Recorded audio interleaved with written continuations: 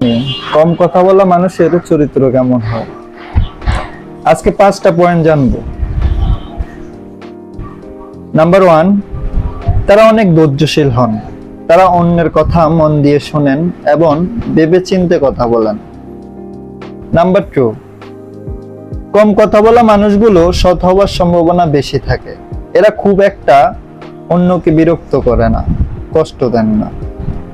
Number 3, কম কথা বলা মানুষরা একা থাকে যেন তারা নিজেদের উন্নত করতে পারে। নাম্বার 4, কম কথা বলা মানুষ অনেক বুদ্ধিমান হন। এরা কাজের কথা অল্প কথায় অন্যকে বুঝিয়ে দেন। এরা ঘুরিয়ে পিছিয়ে বা ন্যাকামি করে কথা বলতে পছন্দ করে না। নাম্বার 5, কম কথা বলা মানুষ খুব একটা নিরাশ হন না। তারা যে কোনো কাজকে মাঝপথে ছেড়ে যান না, ধৈর্যের সাথে সেটা সম্পন্ন করার চেষ্টা করেন।